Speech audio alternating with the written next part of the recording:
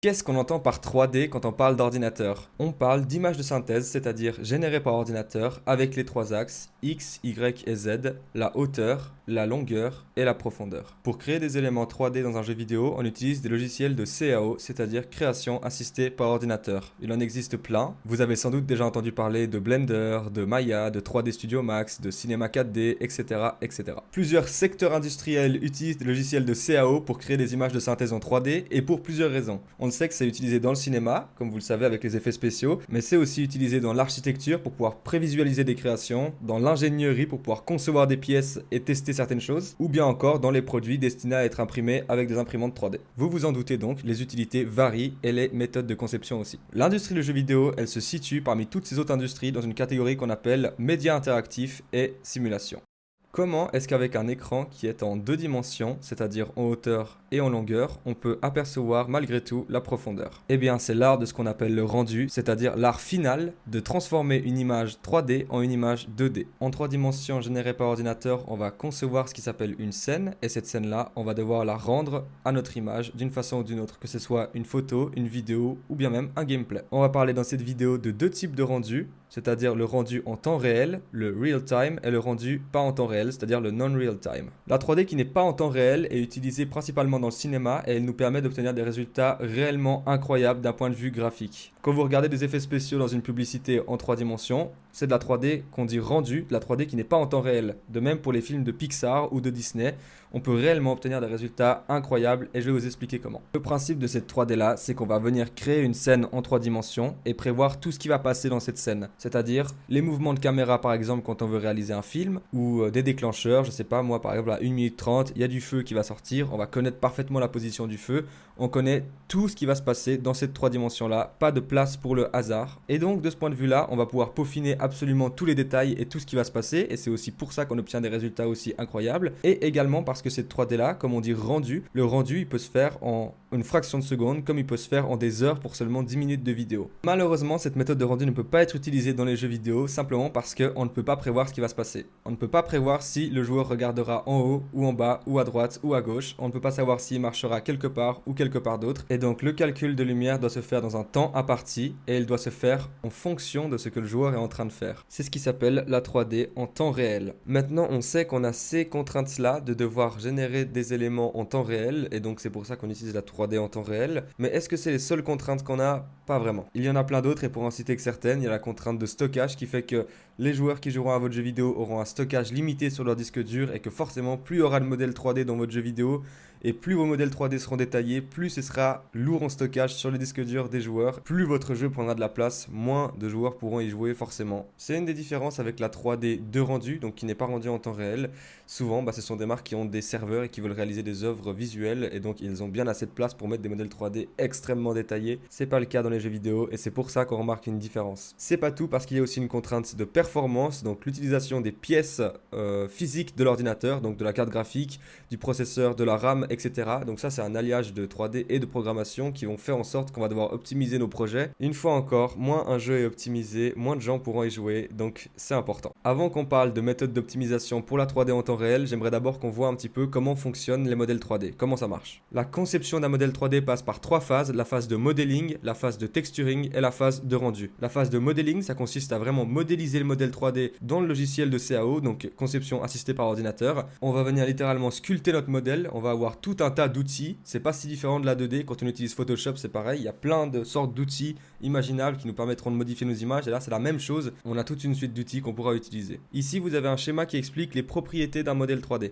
Vous avez les faces qui sont littéralement la surface d'un modèle, sur un cube comme celui-ci elles sont au nombre de 6. Vous avez les edges qui sont littéralement deux vertex qui connectent deux faces entre elles, sur un cube ils sont au nombre de 12 et vous avez les vertex qui sont les points où les edges se croisent. Ok, donc jusque là c'est très simple, c'est comme en géométrie quand on était petit à l'école et qu'on reliait des points entre eux, c'est la même chose mais en 3D sur un logiciel. Quand il y avait un quadrillage, on reliait deux points entre eux, donc on reliait deux points par rapport à quelque chose et c'est la même chose. Les verticals, les edges et les faces, c'est des points de repère dans un repère orthonomé. En gros, l'ordinateur il se dit automatiquement, ok, d'ici à ici, je fais ça, d'ici à ici, je projette ça, etc., etc. Au final, si on veut, c'est un petit peu un assemblage de polygones ou de faces. On a vu ça sur un modèle 3D très simple, un cube, et maintenant on aimerait savoir un petit peu comment ça se passe pour des modèles un peu plus complexes complexe avec plus de courbes. C'est le principe du maillage, donc une structure de données géométriques qui permettent de représenter des subdivisions de surface à l'aide d'un ensemble de polygones. C'est la définition exacte, j'aurais pas mieux expliqué. En gros, une fois qu'on a un modèle 3D plus ou moins grossier et qu'on aimerait un petit peu l'arrondir pour donner des courbes un petit peu plus réalistes au modèle,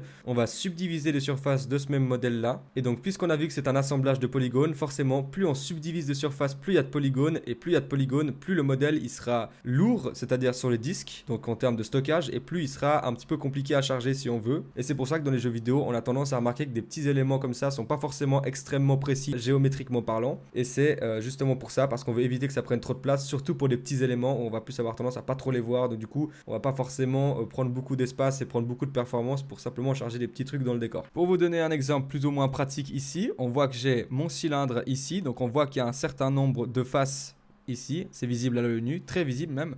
Et on va pouvoir aller ici dans la liste des modifieurs, et si par exemple j'ajoute un modifieur de subdivision de surface, on voit qu'il y a des choses intéressantes qui se sont créées ici.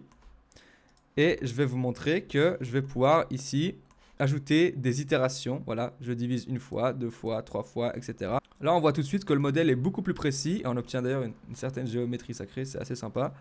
Et on peut continuer comme ça longtemps, hein, et avoir un modèle extrêmement précis. Ça va dépendre aussi de la machine. Et donc là, évidemment, ce ne sera pas du tout optimisé pour du jeu vidéo. Mais on voit que on n'observe plus comme ça ces faces. Il y en a beaucoup plus qu'avant. Le sujet, il est vaste et extrêmement compliqué à expliquer, mais grosso modo, si ça vous intéresse, je vous mettrai le lien de maillage dans la description et vous irez aussi regarder discrétisation. Mais dans tous les cas, en fait, ce ne sera pas hyper important. C'était plus pour faire un point niveau vocabulaire et un petit peu comprendre comment ça fonctionne.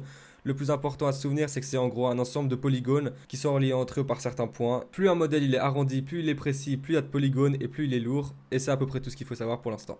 On a parlé de la première phase qui est la phase de modeling, maintenant on peut parler de la seconde phase qui est la phase de texturing. Quand on termine de faire un modèle 3D dans un logiciel de CAO, ce qu'on a envie de faire c'est l'exporter et l'importer dans notre logiciel de conception de jeu, donc en l'occurrence notre moteur de jeu Unreal Engine. Si donc on le fait, on va observer quelques petites choses intéressantes. On va voir que notre modèle 3D il sera effectivement là comme nous on l'a conçu. Et on va voir que de base votre moteur de jeu il est intelligent parce qu'il sait que votre modèle 3D obstrue la lumière. C'est déjà ça, mais nous on aimerait maintenant que notre modèle il y ait une surface dessus. Voilà, et donc ça c'est l'art du texturing. Pour faire un bon travail de texturing, il va falloir déjà configurer la projetée de la texture sur le modèle 3D. Et donc ça va être le travail de ce qu'on appelle l'UV mapping ou la cartographie UV. UV, ça vient du nom de la position de la texture, sachant qu'on utilise déjà l'axe X, Y et Z pour faire la 3D.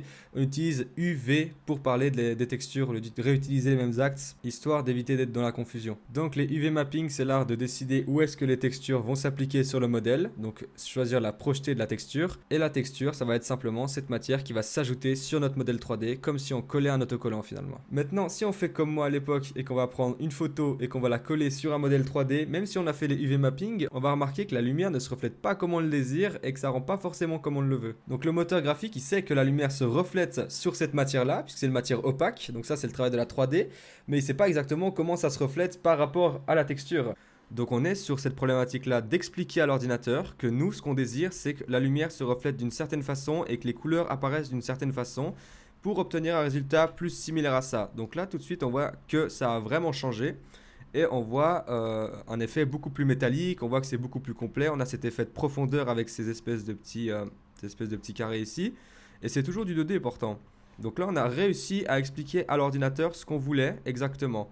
Et donc ça, c'est le travail du PBR. Le PBR, ça veut dire Physically Based Rendering, ou alors rendu physique réaliste. Grâce à ça, on va pouvoir donner des indications très précises au moteur graphique sur comment traiter le rendu et ajouter à un modèle un caractère, pourquoi pas métallique, un caractère de rugosité, un caractère de simulation de profondeur, etc., etc. Au final, on va assembler plusieurs choses pour expliquer à l'ordinateur comment interpréter la texture et on appelle ça un matériel. Pour un matériel, on peut utiliser plusieurs images dont certaines ont des propriétés qui vont clairement expliquer au moteur de jeu comment est-ce qu'il faut faire la réflexion de la lumière, comment est-ce qu'il faut faire la profondeur justement, tout ça, tout ce qu'on a dit tout à l'heure.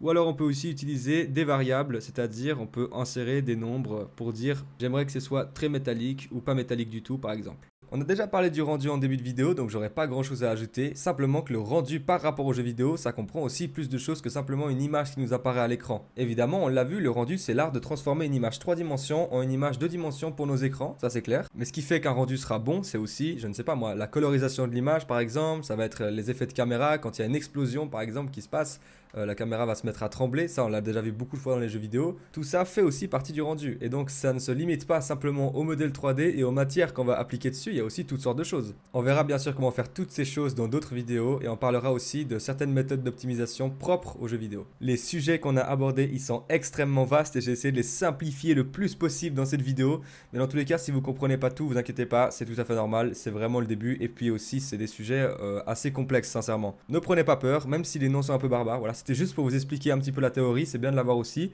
mais c'est par la pratique qu'on apprend le plus, donc vous allez voir qu'au final, même si vous êtes inquiet, c'est pas aussi difficile que ce que vous pensez quoi. Je vous remercie d'avoir regardé la vidéo, n'hésitez pas à rester sur la playlist sur comment créer un jeu vidéo si ça vous intéresse, et en attendant, je vous souhaite une bonne journée.